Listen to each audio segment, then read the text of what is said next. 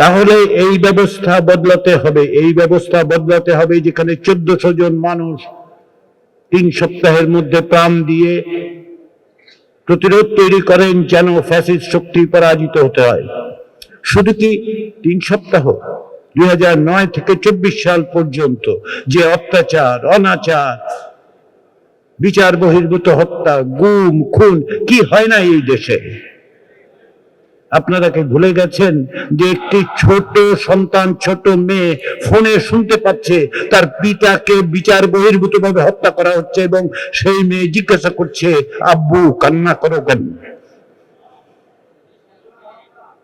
বলুন, সবাইকে প্রশ্ন করুন, আপনারা ইমাম, আপনারা নেতা, অনেকে অনেক কথা বলছেন, তাদের শুধু জিজ্ঞাসা করুন যে বুকে হাত দিয়ে তারা বলুক ওই ব্যবস্থায় তারা ফিরে যেতে চায়। আপনি চান না, আমি চান না।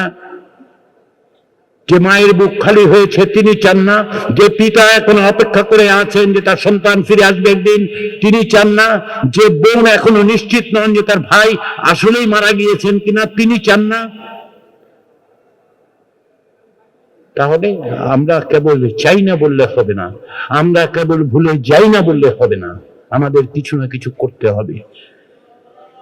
সেই করার ব্যবস্থাটাই হচ্ছে দীর্ঘদিন ধরে আলাপ আলোচনার মধ্য দিয়ে রাজনৈতিক দলগুলোর মধ্যে যে ঐকমত্য প্রতিষ্ঠিত হয়েছে কিছু কিছু ভিন্ন মত সমেত, তারই দলিল হচ্ছে জুলাই জাতীয় সনদ 2025। এবং সেটা বাস্তবায়নের জন্য কি দরকার?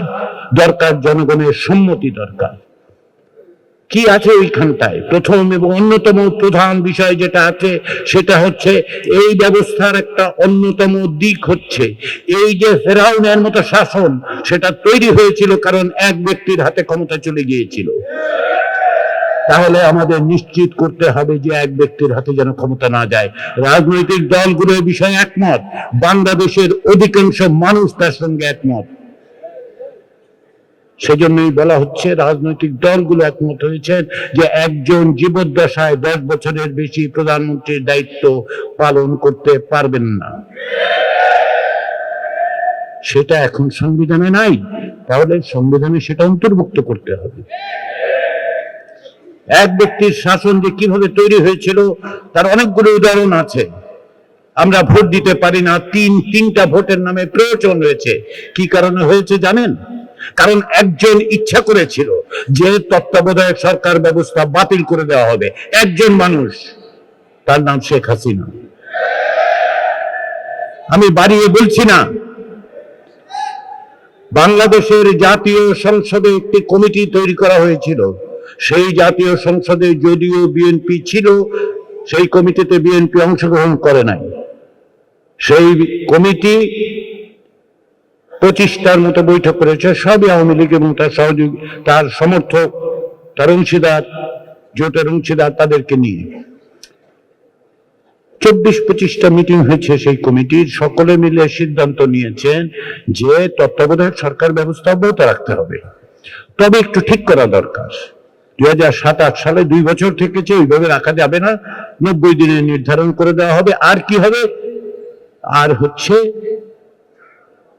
যে তারা বিদেশের সাথে কোনো চুক্তি করতে পারবে না। সকলে এই বিষয়ে একমত। একটি মাত্র বৈঠক হয়েছে প্রধানমন্ত্রীর সাথে, ফেরত এসে সেই কমিটি সমস্ত সিদ্ধান্ত উল্টে দিয়ে বলছে তত্ত্বাবধায়ক সরকার ব্যবস্থা থাকবে না। তার পরিণতি কি হয়েছে? আমরা কেউ ভোট দিতে পারি নাই। তিনি ক্ষমতায় থেকেছেন, আমরা ভোট দিতে পারি নাই। সেই ব্যবস্থা চান অব্যাহত থাকুক। প্রধানমন্ত্রীর হাতে ক্ষমতার যে অসীম ব্যবস্থা, বাংলাদেশের সংবিধান বলে যে নির্বাচন কমিশন রাষ্ট্রপতি নিয়োগ করেন, তাই তো? রাষ্ট্রপতি নিয়োগ করবেন, তার জন্য এক পর্যায়ে তৈরি হলো সার্চ কমিটির ব্যবস্থা, যে রাজনৈতিক দলগুলো তার কাছে সার্চ কমিটির কাছে নাম দেবে, সেগুলো দেখে টেকে তারা রাষ্ট্রপতির কাছে বলবেন প্রধান নির্বাচন কমিশনার কে হবে অথবা হবে না, কারা কমিশনার থাকবেন।